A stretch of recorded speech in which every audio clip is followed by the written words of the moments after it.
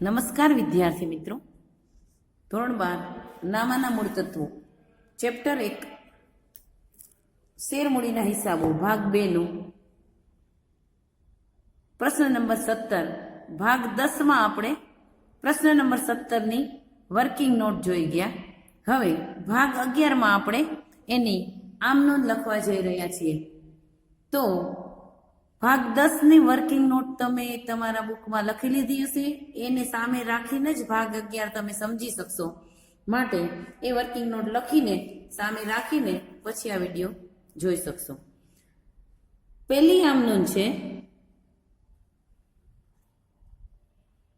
અરજી સાથે શેરદીઠ ₹10 પ્રીમિયમ સહિત મંગાવવામાં આવેલા છે.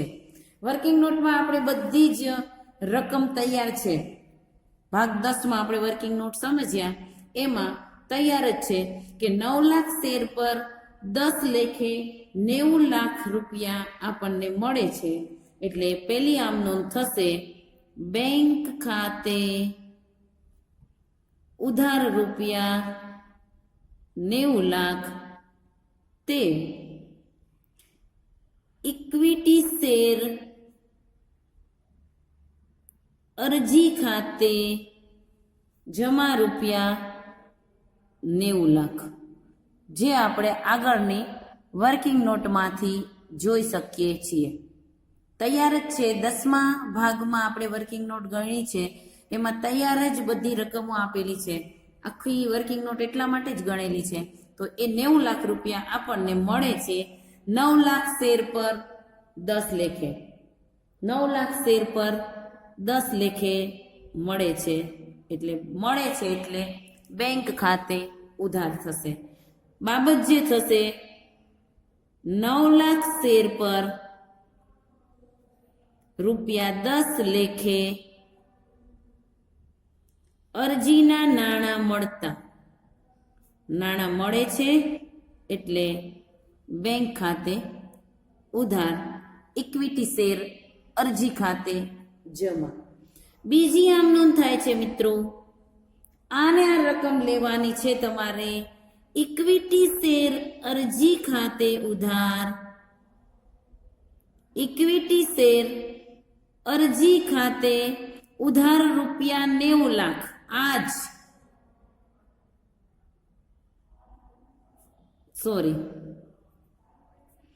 ઇક્વિટી શેર અરજી ખાતે ઉધાર ₹90 લાખ. તે ક્યાં ક્યાં ગયા આગળ તમે આમ નોંધમાં જોઈ શકો છો કે 3 લાખ શેરના નાણાં તમે પરત કર્યા, એટલે કે 30 લાખ રૂપિયા તમે શેર હોલ્ડરોને પરત કર્યા.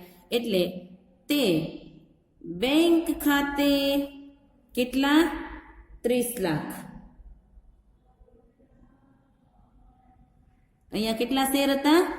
9 લાખ શેર પર 10 લેખે. 9 લાખ શેર પર 10 રૂપિયા લેખે. એના આપણે વિભાગ કરીશું કે બેંક ખાતે કેટલા ગયા? 6 લાખ શેરના નાણાં. 6 લાખ શેરના 10 લેખે પરત થયા. 6 લાખ શેરના 10 લેખે પરત થયા. 6 લાખ શેર પર 3 લેખે ઇક્વિટી શેર મૂડી ખાતે જશે. તે ઇક્વિટી શેર મૂડી ખાતે જમા. કેટલા રૂપિયા? 6 લાખ શેર પર. મેં તમને આગળની વર્કિંગ નોટમાં સમજાવેલું છે. 6 લાખ શેર પર 3 રૂપિયા લેખે 18 લાખ રૂપિયા એ ઇક્વિટી શેર મૂડી ખાતે જશે. 30 લાખ બેંક ખાતે પરત થશે અને તે 6 લાખ શેર પર ₹7 લેખે જામીનગીરી પ્રીમિયમ ખાતે જશે. જામીનગીરી પ્રીમિયમ ખાતે જમા થશે. 6 સત્તા 42, એટલે 42 લાખ રૂપિયા. અહીંયા 3 લેખે અને અહીંયા 7 લેખે પરત થશે. એની બાબત જે થશે, 6 લાખ શેર પર 6 લાખ શેર પર ₹3 લેખે શેર મૂડી ખાતે લઈ ગયા અને ₹7 લેખે જામીનગીરી પ્રીમિયમ ખાતે લઈ જતા. આગળની વર્કિંગ નોટમાં આ તમામ ગણતરી બતાવેલ છે ભાગ 10માં. એ સાથે રાખીને જો તમે આમ નોંધ ગણશો તો બહુ સારી રીતે સમજી શકાશે. અરજીની આમ નોંધ થઈ ગઈ. 90 લાખ રૂપિયાના 30 લાખ પરત કરી દીધા. 3 લેખે શેરમૂડી ખાતે લઈ ગયા અને 7 લેખે આપણે જામીનગીરી પ્રીમિયમ ખાતે લઈ ગયા છીએ. હવે મંજૂરી વખતે શું થાય છે? તો મંજૂરી વખતે આપણે આ ગણતરી કરી છે કે 6 લાખ શેર પર 4 લેખે નાણાં મંગાવેલા છે. કોને? કંપનીએ. એટલે ઇક્વિટી શેર મંજૂરી ખાતે ઉધાર, એ તો લખી જ દેવાની છે આમ નોંધ. ઇક્વિટી શેર મંજૂરી ખાતે ઉધાર 6 લાખ શેર પર 4 લેખે કેટલા થશે? 24 લાખ. તે ઇક્વિટી શેર મૂડી ખાતે જમા. તે ઇક્વિટી શેર મૂડી ખાતે જમા ₹24 લાખ. મંજૂરીની એક આમ નોંધ થઈ ગઈ. હવે મંજૂરીની બીજી આમ નોંધ આપણે કરીશું. બાબત જે લખવાની બાકી છે. બાબત જે 6 લાખ શેર પર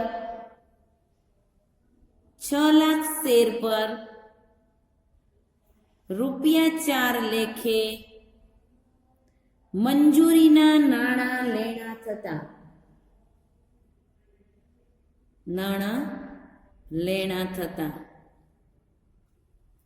એટલે નાણાં મંગાવીએ છે, કંપની નાણાં મંગાવે છે ત્યારે પહેલા નાણાં મંગાવે પછી શેર હોલ્ડર છે એ નાણાં ભરે છે.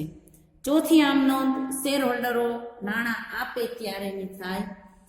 પણ સિદ્ધરાજ છે એ 6000 શેર પર નાણાં ભરતો નથી અને નાણાં નથી ભરતો તો તેના શેર જપ્ત કરવામાં આવેલા છે એવું ફાઇનલી આપણને કહી દીધું છે દાખલાની અંદર. એટલે આપણે બાકી હપ્તા નહીં લખીએ, બાકી હપ્તા વગર દાખલો ગણીશું અને છેલ્લે આપણે શેર જપ્ત કરી દઈશું. પણ 6000 શેર પર ₹4 લેખે 24000 આપણને મળશે નહીં. અને એટલે બેંક ખાતે વર્કિંગ નોટમાં બતાવ્યા મુજબ 5,94,000 શેર પર 4 લેખે નાણાં મળશે. 6000 શેર પર નહીં મળે એ બાદ થઈ જશે. એટલે બેંક ખાતે ઉધાર રૂપિયા વર્કિંગ નોટમાં આપેલી જ છે ગણતરી 23,76,000 તે ઇક્વિટી શેર મંજૂરી ખાતે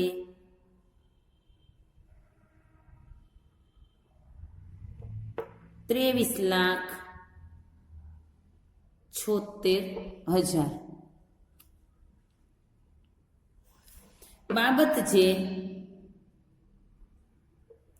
6000 શેર સિવાય સિદ્ધરાજના કોના? સિદ્ધરાજના 6000 શેર સિવાયના તમામ શેર હોલ્ડરોના નાણાં મળતા.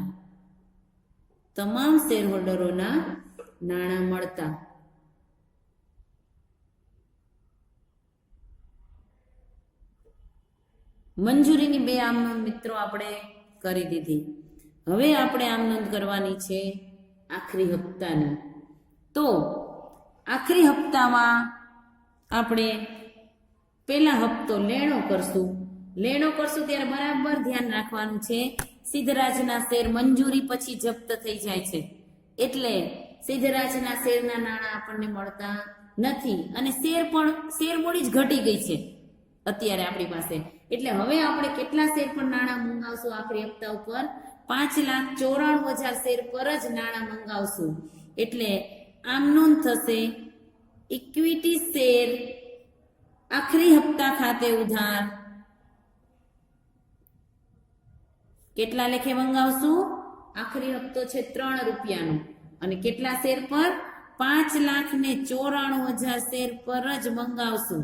કારણ કે 6,000 સિદ્ધરાજના શેર છે એ ઘટી ગયા. એટલે ઇક્વિટી શેર આખરી હપ્તા ખાતે ઉધાર વર્કિંગ નોટ મુજબ આપણે 5,94,000 શેર પર 17,82,000 વર્કિંગ નોટ મુજબ જોઈ શકીએ છીએ. તે ઇક્વિટી શેર મૂડી ખાતે જમા. ઇક્વિટી શેર મૂડી ઘટી ગઈ, શેર મૂડી ખાતે જમા 17,82,000. અહીંયા આપણે શું કરીએ છીએ? માત્ર ને માત્ર શેરના નાણાં લેણા થાય છે, એટલે કે હપ્તાના નાણાં કંપની મંગાવે છે. પણ કેટલા ઉપર? 5,94,000 શેર પર ₹3 લેખે નાણાં લેણા થતા. હવે એક આમનોંધ થઈ ગઈ શેર મૂડીની. હવે નાણાં મળવાની આમનોંધ કરવાની છે, પણ એમાં જયસિંહ છે એ 4,000 શેર પર આખરી હપ્તાના નાણાં નથી ભરતો. પાછા 5,94,000 શેરમાંથી ઘટી જશે 4,000 શેર. એટલે 5,90,000 શેર પર જ આપણે આખરી હપ્તાના નાણાં મંગાવીશું. નાણાં મંગાવીશું 5,94,000 પર, પણ જયસિંહ છે એ 4,000 નથી ભરતો, એટલે નાણાં મળશે આપણને 5,90,000 શેર પર જ આખરી હપ્તાના નાણાં મળશે. જયસિંહના શેર બાદ થઈ જશે. એટલે બેંક ખાતે ઉધાર રૂપિયા આપણે આગળ ગણેલા છે. 4,000 શેરના જયસિંહના 12,000 આપણે 17,82,000 માંથી બાદ કરેલા છે વર્કિંગ નોટમાં. તો 17,70,000 રૂપિયા આપણને બેંક ખાતે મળવાના છે. તે ઇક્વિટી શેર આખરી હપ્તા ખાતે જમા. ઇક્વિટી શેર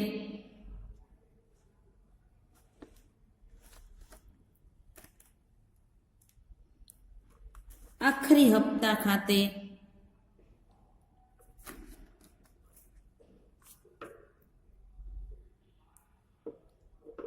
હપ્તા ખાતે જમા રૂપિયા 17,70,000. બાબત જે થશે જયસિંહના 4,000 શેર સિવાય તમામ શેર હોલ્ડરોના આખરી હપ્તાના નાણાં મળતા.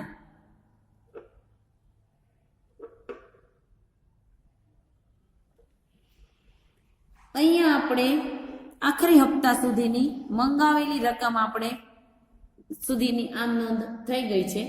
હવે આપણે શેર જપ્તીની આમ નોંધ કરવાની છે, પણ ભેગી આમ નોંધ નહીં થઈ શકે, કારણ કે સિદ્ધરાજના મંજૂરી પછી જપ્ત થાય છે અને જયસિંહના આખરી હપ્તા પછી જપ્ત થાય છે.